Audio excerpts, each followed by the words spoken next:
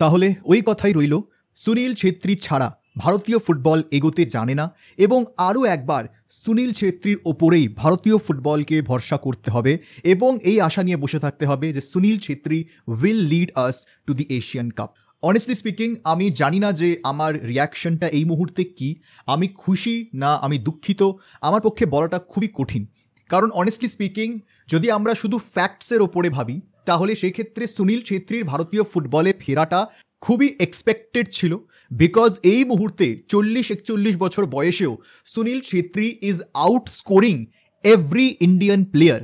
এবার এটা আমাদের ভারতীয় ফুটবলারদের জন্য কতটা লজ্জাজনক এটা হয়তো ইয়াংস্টার্সরা নিজেরাও বুঝতে পারছেন না, এবং সমর্থকরা যতই খুশি হোক না কেন, আমরা যতই খুশি হোক না কেন যে আমরা সুনীল ছেত্রীকে আরও একবার দেখতে পারবো, but on a larger scale এটা ভারতীয় ফুটবলের জন্য কতটা ক্ষতিকারক সেটা অনেকেই বুঝতে পারছো না। এবং সবথেকে বড় কথা, এই মুহূর্তে আমি যা বুঝলাম যে ভারতীয় ফুটবল এবং এখনকার যে কমিটি যারা এই মুহূর্তে ভারতীয় ফুটবল চালাচ্ছে, they are desperate for some good short term results. Long term results তো এমনিতেই তারা ডেলিভার করতে পারছে না, they have failed on every objectives. যা যা তাদের প্ল্যান ছিল প্রত্যেকটায় তারা ডাহা ফেল করেছে। এবার এই মুহূর্তে এশিয়ান কাপ একমাত্র অবজেক্টিভ যেটা কিছুটা হলেও এই কারেন্ট ম্যানেজমেন্টকে লাইফ লাইন দিতে পারে, এবং সেই কারণেই কারেন্ট শর্ট টার্ম সাকসেসের জন্যে সুনীল ছেত্রী পায়ে গিয়ে আবার পড়তে হয়েছে আমাদের।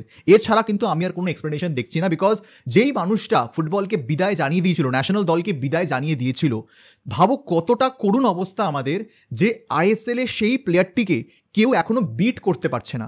এই বয়সেও তিনি এই মুহূর্তে আইএসএল এ ইন্ডিয়ান টপ স্কোরার 12টা গোল করে, এবং তারপরে সেকেন্ড পজিশনে আছেন ব্রাইসন যিনি 7টা গোল করেছেন, এবং তারপরে থার্ড পজিশনে আছেন শুভাশিস বোস যিনি একজন লেফট ব্যাক যিনি 6টা গোল করেছেন। মানে কতটা অবস্থা খারাপ আমাদের ভারতীয় ফুটবল স্ট্রাইকারদের, এটা কিন্তু একটা ক্লিয়ার কাট এক্সাম্পল। এবং এরকম স্ট্যাটিস্টিক্স হবে নাই বা কেন? এই মুহূর্তে আইএসএল এ বেঙ্গালুরু এফসি ছাড়া একমাত্র ক্লাব যারা সুনীল ছেত্রীকে খেলিয়ে যাচ্ছে স্টার্টিং 11-এ অ্যাজ আ প্রপার নাম্বার 9। তো ন্যাচারালি সুনীল ছেত্রী চান্সেস পাচ্ছেন, গোল করছেন, because quality of that player cannot be neglected. He is the greatest of all time. তো সেখান থেকে দাঁড়িয়ে তিনি সুযোগ পাচ্ছেন, গোল করছেন। বাকি প্লেয়ার্সরা তো সুযোগ পাচ্ছেন না, আর যারা পাচ্ছেন তারা মোস্টলি উইঙ্গার্সদের মধ্যেও এইবারের স্ট্যান্ড আউট পারফর্মার হচ্ছে ব্রাইসন যিনি 7টা গোল করেছেন। ম্যানলো মার্কোয়েজের আন্ডারে যথেষ্ট ভালো খেলেছেন, এবং ম্যানলোর মতে he is one of the brightest prospect in Indian football. And ঠিক আছে, প্লেয়ারটা ভালো, ব্রাইসনের পরে আর কেউ নেই। এবং যারা অল্প সুযোগের মধ্যেও ভালো খেলছেন, যেরকম ডেভিড একটা প্রাইম এক্সাম্পল, যে অল্প সময় পেয়েছে বাট প্রত্যেকটা মুহূর্ত কাজে লাগিয়েছে, কিছু একটা করে দেখিয়েছে, প্রত্যেকটা সুযোগে ইম্প্যাক্ট ফেলেছে, সেরকম প্লেয়ার্সদেরকে ন্যাশনাল দলে ডাকা হয়নি, which itself I think is a big crime. মানে যদি আমরা এই মুহূর্তে ফরওয়ার্ডদের তালিকা দেখি তাহলে ইরফান ইয়াদওয়াদ বা ফারুকের থেকে ডেভিড কি খারাপ স্ট্রাইকার? আমি তো মনে করি না। আই থিঙ্ক ডেভিড বরঞ্চ বেশি ইম্প্যাক্ট ফেলেছে তার কম সময়ের মধ্যে। তো সেখান থেকে that's a very very big miss, যেটা ম্যানলো মার্কেস জানি না যে কি ভেবে করেছেন। বাট এই মুহূর্তে দাঁড়িয়ে সুনীল ছেত্রী ছাড়া ভারতীয় ফুটবল এগোনোর মতন ফুটবলার জন্মায়নি। লাল্লিংসওয়ালা ছাং থেকে বলা হচ্ছিল যে next big thing of Indian football, but দেখাই গেল যে প্রেসারে এসে প্লেয়ারটার কি অবস্থা। মুম্বাই সিটি এফসির ক্যাপ্টেন্সি পেল, ডাহা ফেল। ন্যাশনাল দলে একটা বড় প্লেয়ার হওয়ার কথা, তার লিড করে যাওয়ার কথা ইন্ডিয়ান ফুটবলকে, সেখানেও তিনি ডাহা ফেল। তাহলে কোয়েশ্চেন যেটা ছিল হু আফটার সুনীল ছেত্রী, আনসার এখনো ইটস সুনীল ছেত্রী। তো সেটা হাস্যকর, সেটা লজ্জাজনক, but for the benefit of Indian football, যাতে অ্যাটলিস্ট আমরা ইন্ডিয়াকে এশিয়ান কাপে দেখার একটা চান্স পাই, শুধুমাত্র সেই কারণেই এটা একটা গুড ডিসিশন বলে আমি মনে করি। But in the long run ভারতীয় ফুটবলের কিছু হওয়ার নেই। ভারতীয় ফুটবলের ভবিষ্যৎ অন্ধকারে আছে। এই ম্যানেজমেন্ট, এই কারেন্ট রেজিম মানে ফেক প্রমিসেস এবং সত্যি বলতে একটা বাবেলের মধ্যে সমর্থকদের রেখেছে। সেই বাবেল কিন্তু যে কোনো সময় বার্স্ট করতে পারে, এবং যাতে এই বাবেলটা বার্স্ট না করে সেই কারণে শর্ট টার্মে এই এশিয়ান কাপের জন্য সুনীল ছেত্রীর পায়ে পড়তে হয়েছে ম্যানেজমেন্টকে এবং অবভিয়াসলি কোচকেও। বিকজ ম্যানলো মার্কোয়েজ নিজেও মানে হয়তো এতটাই ফ্রাস্ট্রেটেড তার প্লেয়ারদেরকে নিয়ে যে গোলটা করবে কি। মানে লিটারালি আমরা যদি ইন্ডিয়ান ফুটবলের স্ট্যাটিস্টিক্স দেখি তাহলে ওপেন গোল বোধহয় লাস্ট একটা হয়েছে বোধহয়, যেটা এই লাস্ট কয়েকটা ম্যাচেসে খেলেছিল। আমি মনেও নেই, আমি অ্যাকচুয়ালি ইন্ডিয়ান ফুটবল ফলো করা বন্ধ করে দিয়েছি। আমি খেলা দেখি বাট ভিডিও করি না, তো সেই কারণে আমার সেরকমভাবে মনেও নেই যে কোন ম্যাচে ছিল। বাট এইটুকুন মনে আছে যে it was after a very long time, মানে প্রায় বছর খানেক বোধহয়, যেখানে আমরা তো ফার্স্ট অফ অল ম্যাচ জিতিও নি, এবং বছর খানেক পর বোধহয় আমরা একটা ওপেন গোল থেকে গোল করেছি, এরকম একটা কিছু স্ট্যাটিস্টিক্স আমি পড়ছিলাম বা আমার মনে হয় তখন আমি আলোচনা করেছিলাম। বাট এটাই হচ্ছে অবস্থা এই মুহূর্তে ইন্ডিয়ান ফুটবলের। তো যাই হোক, সুনীল ছেত্রী ফিরছেন ভারতীয় ফুটবলে, that itself is a big big news. It will be a big boost and আশা করব যে পরবর্তী যে ম্যাচগুলো আসছে, এই যে মার্চ উইন্ডোতে যে ইম্পর্টেন্ট কয়েকটা ম্যাচ আছে, সেই ম্যাচগুলোতে সুনীল ছেত্রী আবার লিড করবেন ভারতীয় ফুটবলকে, এগিয়ে নিয়ে যাবেন ভারতীয় ফুটবলকে। এবার প্রশ্ন হচ্ছে কতদিন আবার খেলবেন। এখন এই মুহূর্তে ভালো ফর্মে আছেন, তা বলে কি তিনি আরও 1 বছর 2 বছর টানবেন, ভগবান জানে, নোবডি নোজ। বাট সত্যি বলতে এই মুহূর্তে সুনীল ছেত্রীর থেকে ভালো ফুটবলার নেইও। We do not have a better finisher than Sunil Chhetri, and that's the harsh truth. But এরই সাথে আরও একটা বড় update, Gurpreet Singh Sandhu has been dropped from the national team, and rightly so. It was high time that the others get some chance, and we all know what is going to happen. Vishal কেতকে ডাকা হয়েছে national দলের জন্য after a much awaited time. অনেক debates হয়েছে, অনেক vocal হয়েছে সমর্থকরা, সে মোহনবাগান হোক কি সে অন্য ক্লাবের সমর্থকরা হোক, but everyone was of the equal opinion যে বিশাল কেতকে ন্যাশনাল দলের গোলকিপার করতে হবে।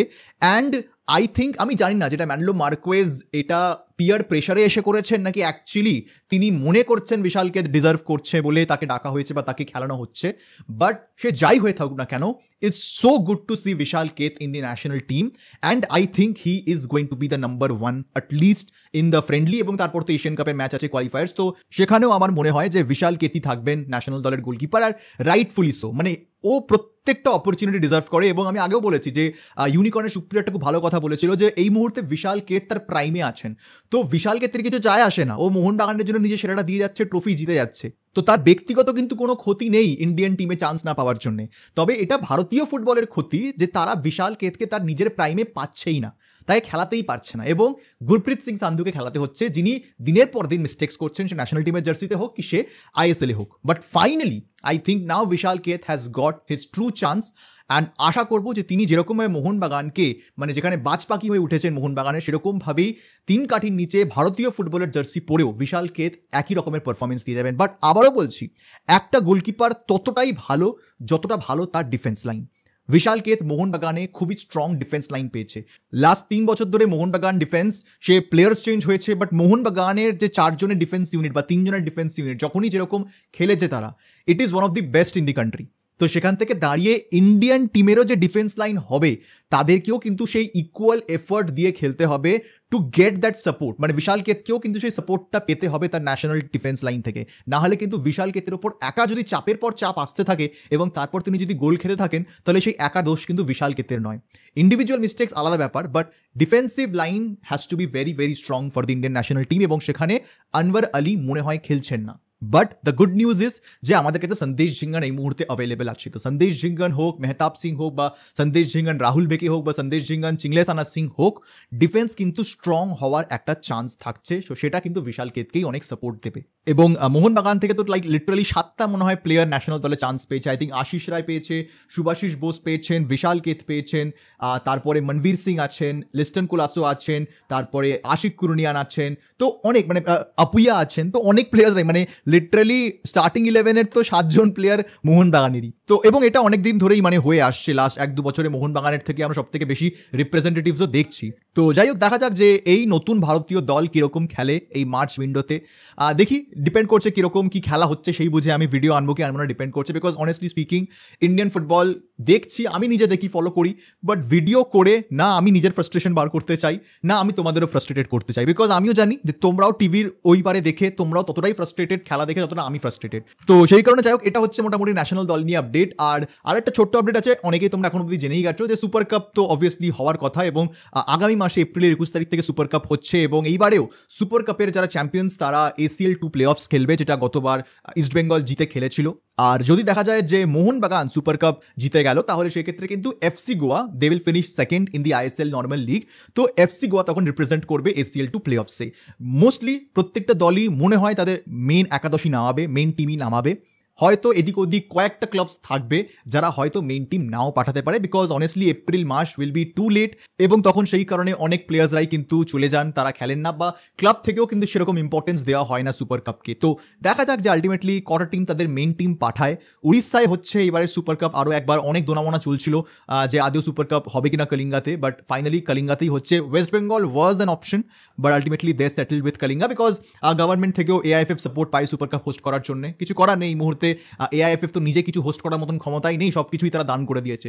বাট যাই হোক, তো কলিঙ্গাতে হচ্ছে, তো ওয়েদার একটা বড় ফ্যাক্টর হবে, কতটা হিউমিডিটি এগেনস্টে লড়াই করে সেই এনভায়রনমেন্টে সেই ওয়েদারে খেলে কতটা প্লেয়ার্সরা ভালো খেলবেন এই নিয়ে কিন্তু খুবই সংশয় থাকছে। বিদেশিরা স্পেশালি আমার মনে হয় সব থেকে বেশি ফ্রাস্ট্রেটেড হবেন, সব থেকে বেশি প্রবলেমে পড়বেন, চোটের চান্সেস কিন্তু বেড়ে যাবে এই ওয়েদারে খেলার জন্য। তো সেই কারণেই কিন্তু অনেক ক্লাবসরাও একটুখানি ডিট্যাচ থাকতে চাইছে, কজন মেন টিম পাঠাবে জানি না, because specially for the big clubs যদি কোনো ফরেন প্লেয়ার এরকম একটা সুপার কাপ খেলতে গিয়ে চোট পেয়ে যায় এবং সেটা বড় চোট হয়, তাহলে কিন্তু এটা একটা বড় প্রবলেম হবে ইন দেয়ার নেক্সট সিজন।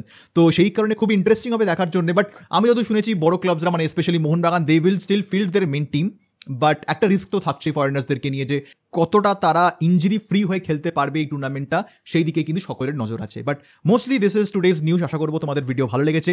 ভালো লেগে থাকলে লাইক এবং শেয়ার করতে কিন্তু একদম ভুলবে না। যারা প্রথমবার এসেছো এই চ্যানেলে এবং এখনও চ্যানেলটাকে সাবস্ক্রাইব করনি, কিসের ওয়েট করছো, অবশ্যই সাবস্ক্রাইব করে নিও এরকম ডেইলি ইন্ডিয়ান ফুটবল আপডেট পাওয়ার জন্য। দেখা হবে তোমাদের সাথে পরের ভিডিওতে, আর এই ভিডিও দেখার জন্য তোমাদের সবাইকে জানাবো ধন্যবাদ।